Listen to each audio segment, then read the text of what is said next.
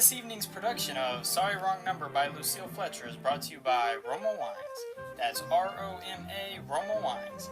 With the chilling months ahead of us, nothing keeps you warmer than a nice glass of Roma. Pour yourself a glass, sit back, and enjoy the show.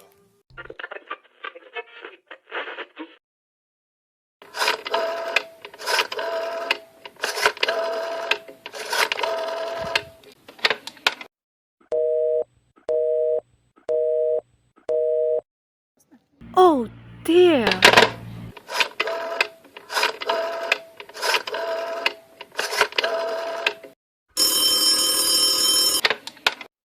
Your call, please. Operator, I've been dialing Murray Hill 40098 now for the last 3/4 of an hour and the line is always busy. I don't see how it could be busy that long. Will you try it for me, please? Moray Hill, Port 0098. One moment, please. I don't see how it could be busy all the time. It's my husband's office. He's working late tonight, and I'm all alone here in the house. My health is very poor, and I've been feeling so nervous all day. Moray Hill, Port 0098.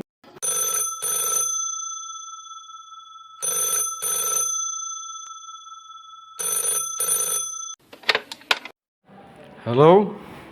Hello? Hello? Hello, George?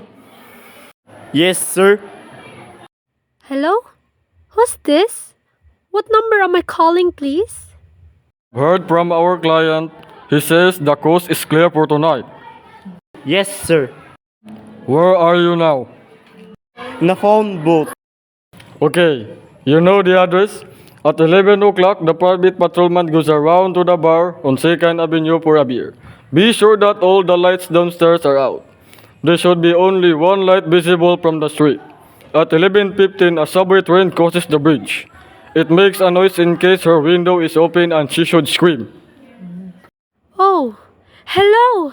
What number is this, please? Okay, I understand. Make it quick, as little blood as possible. Our client does not wish to make her suffer long. Is a knife okay, sir? Yes, a knife will be okay. And remember, remove the rings and bracelets and the jewelry in the bureau drawer. Our client wishes it to look like simple robbery. Okay, I guess. Oh,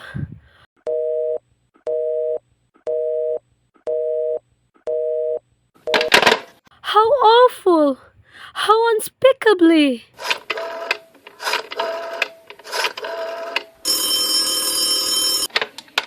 Your call, please.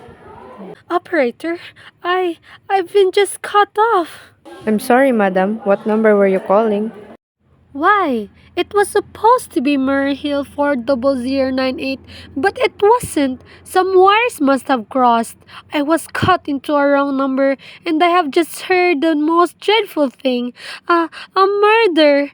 And operator, you'll simply have to trace that call at once. I beg your pardon, madam. I don't quite. Oh, I know it was a wrong number, and I had no business listening, but these two men, they were cold-blooded fans. Some poor innocent woman who was all alone in the house near a bridge, and we've got to stop them. We've got to. What number were you calling, madam? That doesn't matter. This was a wrong number, and you dialed it, and we've got to find out what it was immediately. But, madam, Oh, why are you so stupid? Look, it was obviously a case of some little slip of the finger. I told you to try Murray Hill 40098 for me. You dialed it, but your finger must have slipped, and I was connected with some other number, and I could hear them, but they couldn't hear me. Now, I simply fail to see why you couldn't make that same mistake again, on purpose. Why couldn't you try to dial Murray Hill 40098 again in the same careless sort of way? Moray Hill, Port 0098. I will try to get it for you, madam.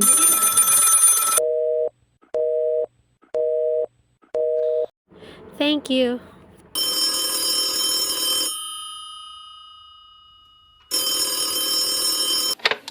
I'm sorry. Moray Hill, Port 0098 is busy. Operator? Operator? Yes, madam. You didn't try to get the wrong number at all. I asked explicitly, and all you did was dial correctly. I'm sorry? What number were you calling? Can't you for once forget what number I was calling and do something specific? Now, I want you to trace that call. It's my civic duty. It's your civic duty to trace that call and to apprehend those dangerous killers. And if you won't, I will connect you with the chip operator. please. This is the chief operator. Chief Operator, I want you to trace a call, a telephone call, immediately. I don't know where it came from or who was making it, but it's absolutely necessary that it be tracked down because it was about a murder. Yes, a terrible cold-blooded murder of a poor innocent woman tonight at 11:15. I see. Can you trace it for me? Can you track down those men? It depends, madam. Depends on what? It depends on whether the call is still going on. If it's a live call, we can trace it on the equipment. If it's been disconnected, we can. Disconnected. If the parties stop talking to each other. Oh, but of course they must have stopped talking to each other by now. That was at least 5 minutes ago, and they didn't sound like the type who would make a long call. Well, I can try tracing it. Now, what is your name, madam? Mrs. Stevenson, Mrs. Albert Stevenson. But listen, And your telephone number? Plaza 42295. But if you go on wasting all this time, And what is your reason for wanting this call traced? my reason? Well, for heaven's sake, isn't it obvious? I overheard two men. They're killers. They're planning to murder this woman. It is a matter for the police. Have you told the police? No. How could I? Well, Miss Stevenson, I seriously doubt whether we could make this check for you at this time just on your say-so as a private individual. We'd have to have something more official. Oh, for heaven's sake. You mean to tell me I can't report a murder without getting tied up all in this red tape? Well, it's perfectly idiotic. All right then, I will call the police. Ridiculous.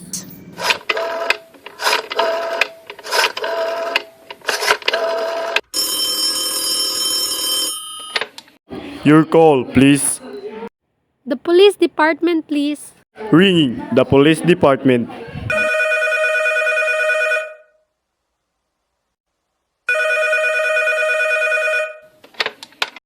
Police Department, Precinct 43. Duffy speaking. Police department? Oh, this is Mrs. Stevenson. Mrs. Albert Smith Stevenson of 53 North Sutton Place. I'm calling to report a murder. Eh? I mean, the murder hasn't committed yet. I just overheard plans for it over the telephone, over wrong number that the operator gave me. I've been trying to trace down the call myself, but everybody is so stupid, and I guess in the end, you're the only people who could do anything. Yes, ma'am. It was perfectly definite murder. I overheard their plans distinctly. Two men were talking and they were going to murder some woman at 11:15 tonight. She lived in the house near a bridge. Yes, ma'am. And there was a private patrolman on the street. He was going to go around for a beer on a 2nd Avenue. And there was a third man, a client who was paying for this poor woman murdered. They were going to take her rings and bracelet and use a knife. Well, it's unnerved me dreadfully, and I'm not well. I see. When was all this, ma'am? About 8 minutes ago. Oh, then you could do something. You do understand. And what is your name, ma'am? Mrs. Stevenson. Mrs. Albert Stevenson. Well, we'll look into it, Mrs. Stevenson, and see if we can check it with the telephone company. But the telephone company said they couldn't check the call if the parties had stopped talking. I've been taking care of that. Oh, yes? Personally, I feel you ought to do something far more immediate and drastic than just to check the call. What is good checking the call if they've stopped talking? By the time you check it down, they already have committed the murder. Well, we'll take care of it, lady. Don't worry. I'd say the whole thing calls for a search, a complete and thorough search of the whole city. I am very near a bridge and I'm not far away from 2nd Avenue.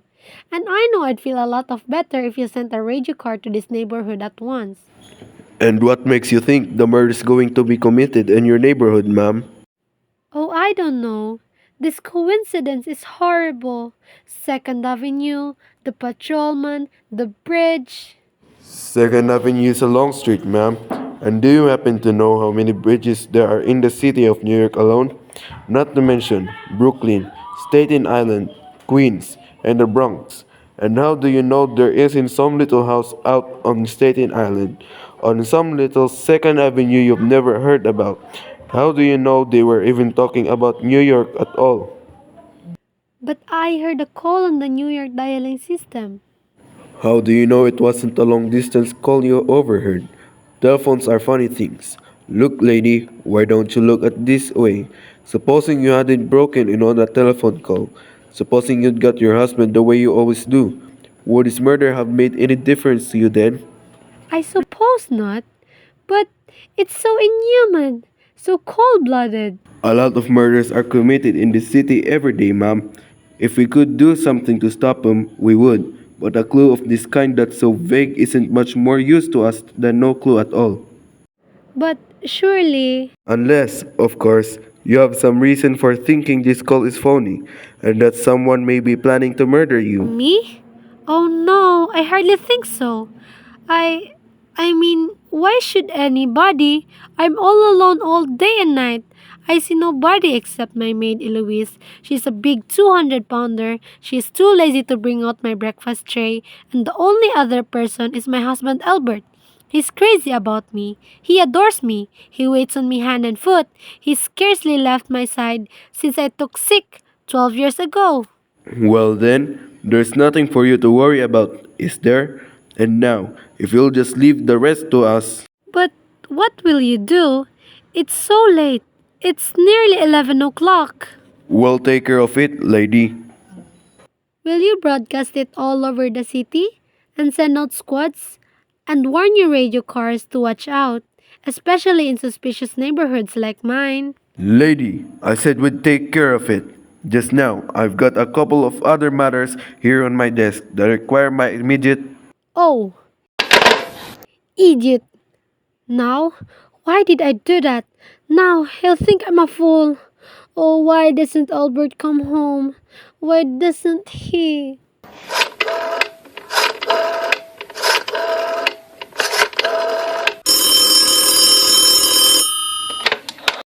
Your call, please.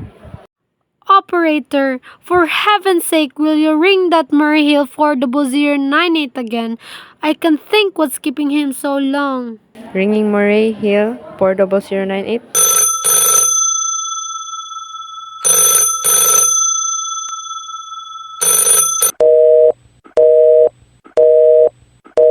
The line is busy. Shall I?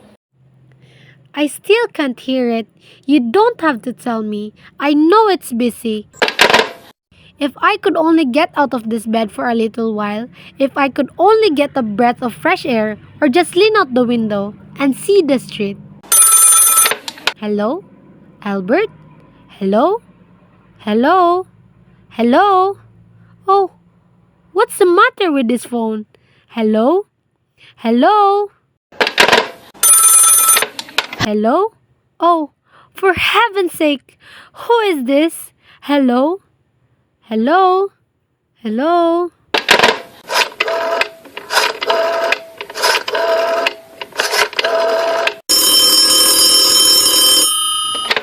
Your call, please. Hello, operator. I don't know what's the matter with this telephone tonight, but it's positively driving me crazy. I've never seen such inefficient, miserable service. Now, look, I am invalid, and I'm very nervous, and I'm not supposed to be annoyed. But if this keeps on much longer... What seems to be the trouble, madam? Well, everything's wrong. The whole world could be murdered. For all you people care, And now, my phone keeps ringing. Yes, madam. Ringing and ringing and ringing and ringing every 5 seconds or so. And when I pick it up, there's no one's there. I'm sorry, madam. If you will hang up, I will test it for you. I don't want you to test it for me. I want you to put through the call, whatever it is, at once. I'm afraid that is not possible, madam. Not possible. And why, may I ask? The system is automatic, madam. If someone is trying to dial your number, there is no way to check whether the call is coming through that system or not unless that person who is trying to reach you complains to his particular operator. Well, of all this stupid complicated, and meanwhile, I've got to sit here in my bed, suffering every time the phone rings, imagining everything. I will try to check it for you, madam. Check it, check it, check it. That's all anybody can do, of all the stupid idiotic. Oh, what's the use? Hello? Hello? Stop ringing, do you hear me? Answer me. What do you want? Do you realize you're driving me crazy? Start staring. Hello, is this Plaza Affordable 295? Yes, this is Plaza 42295. This is Western Union. I have a telegram here for Mrs. Albert Stevenson. Is there anyone there to receive the message? I am Mrs. Stevenson.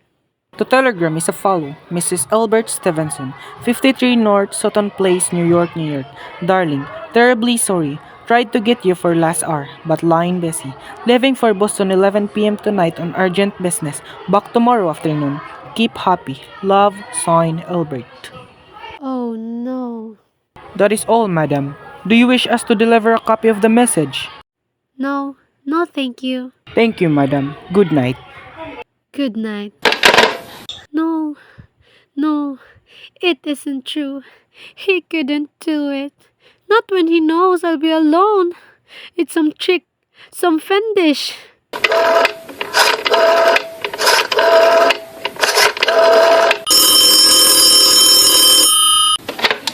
Your call, please.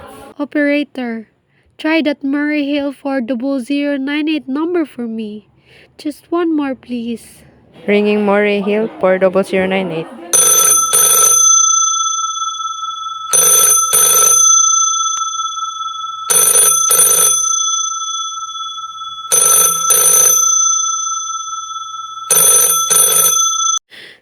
He's gone.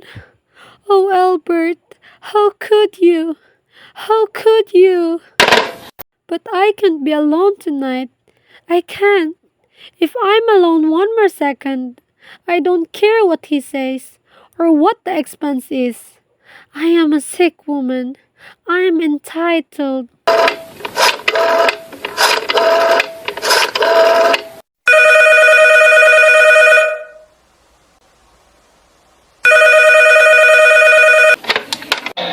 Henry Hospital? Do you have the address, madam? No, it was somewhere in the 70s. Though, it's a very small, private, and exclusive hospital where I had my appendix out 2 years ago. Henchley. Henc. 1 moment, please. Please hurry.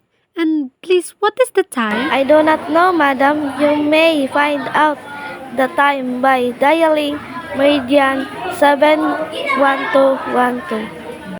Oh, for heaven's sake.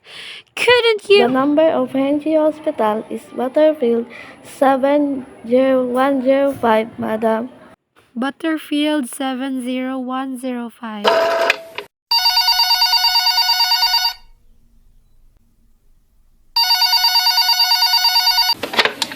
Hensley Hospital, good evening. Nurses Registry. Who was it you wished to speak to, please? I want the nurses registry at once.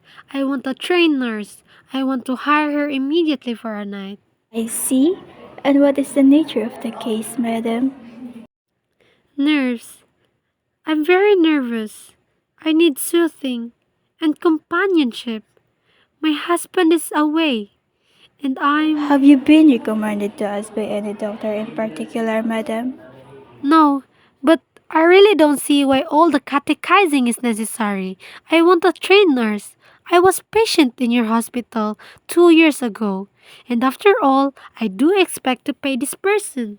We quite understand it, madam, but the registered nurses are very scarce just now, and our superintendent has asked us to send people out only on cases where the position in charge feel it is absolutely necessary. Well, it's absolutely necessary. I see. Well, I'll speak to Miss Belef as soon as she comes in. And what is your name, madam? Miss Phillips, and when they expect her in? I really don't know, madam. She went out to supper at 11 o'clock. 11 o'clock. But it's not 11 yet. Oh, my clock has stopped. I thought I was running down. What time is it? Just 14 minutes past 11. What's that? What was what, madam? That clicked just now in my own telephone, as though someone had lifted the receiver off the hook of the extension phone downstairs. I did not hear it, madam. Now about this. I did. There's someone in this house. Someone downstairs in the kitchen, and they're listening to me now. They're... I won't pick it up. I won't let them hear me. I'll be quiet, and they'll think. But if I don't call someone now, while they're still down there, there'll be no time.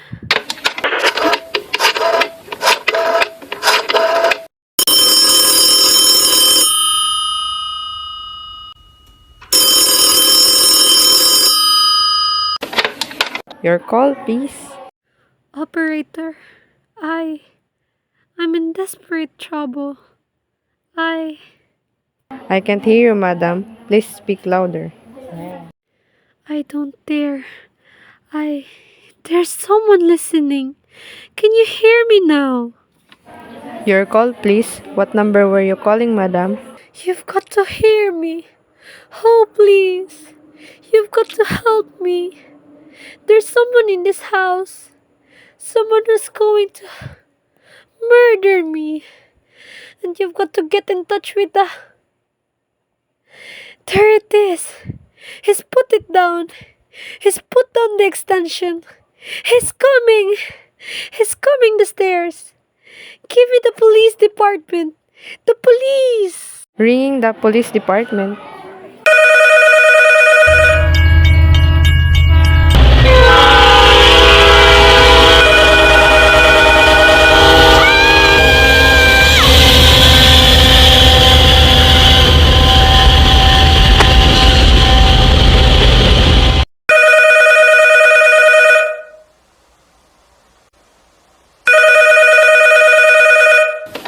Police Department, Precinct 43. Duffy speaking. Police Department, Duffy speaking. Sorry, wrong number.